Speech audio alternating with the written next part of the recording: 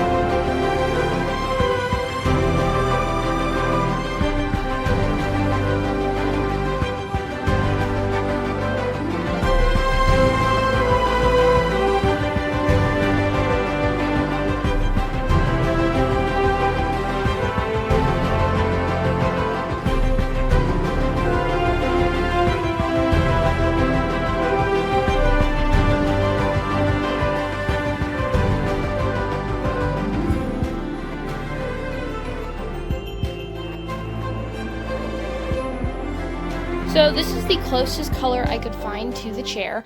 It's a little more pinky toned than the actual chair, but I didn't actually have any thread that matched it, and I went through my grandma's stuff, and 35 cents. I can't believe that that's how cheap thread used to be.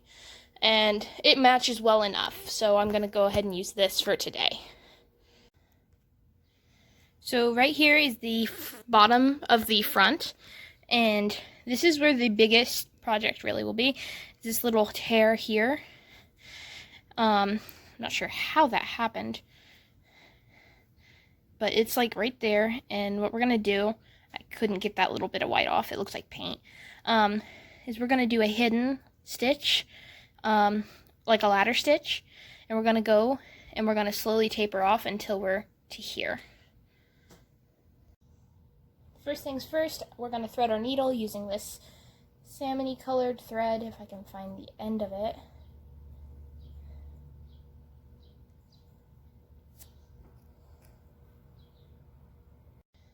Didn't find the end, but I did manage just to cut a piece. I'm going to cut a piece quite a bit longer than I want. And I'm going to double it over twice so it's nice and strong for the to go through the fabric, because this is, of course, not usually used for upholstery. There's grass on my thread.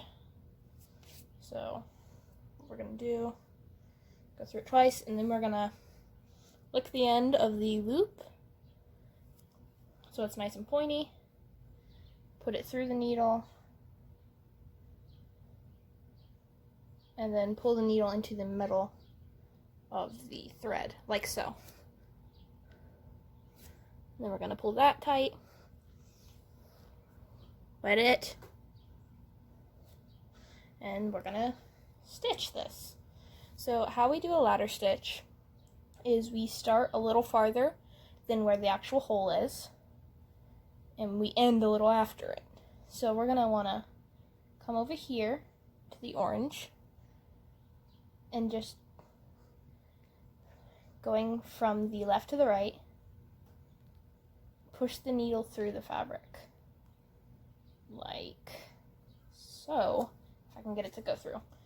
Normally you'd have better needles than this, but I'm going to use the scissors to push the head through, because I don't have a thimble. And pull it out. Maybe, if it could come out. There we go. All the way through. And then we're going to leave about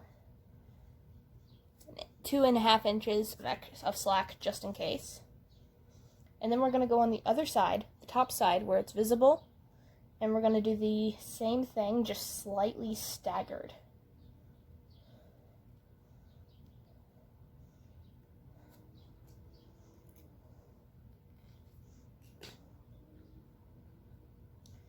Try not to tangle your thread, because trust me, it's annoying when it happens.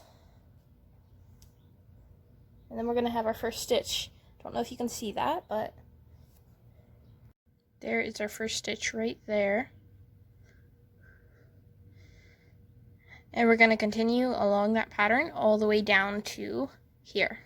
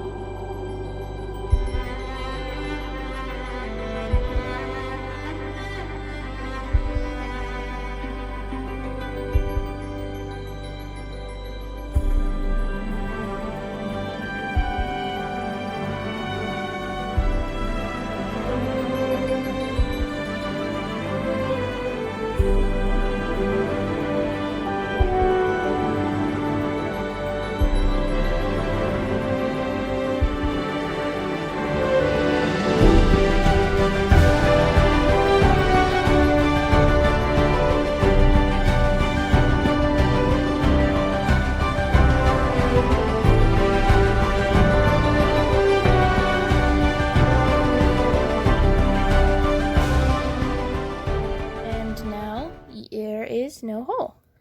It's barely noticeable, especially if you don't know that it's there.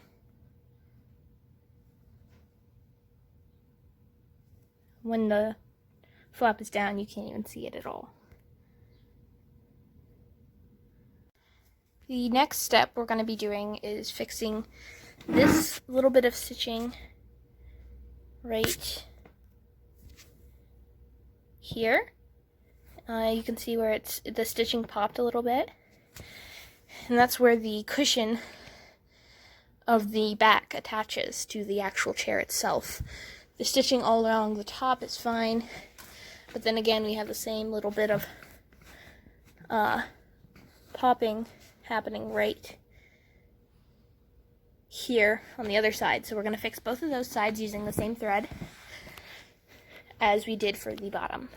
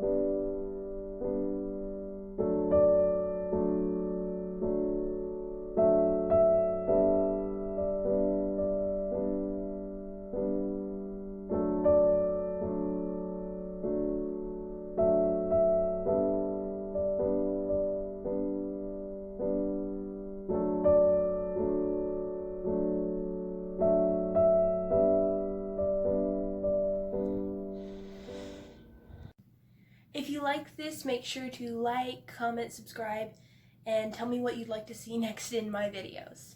Bye!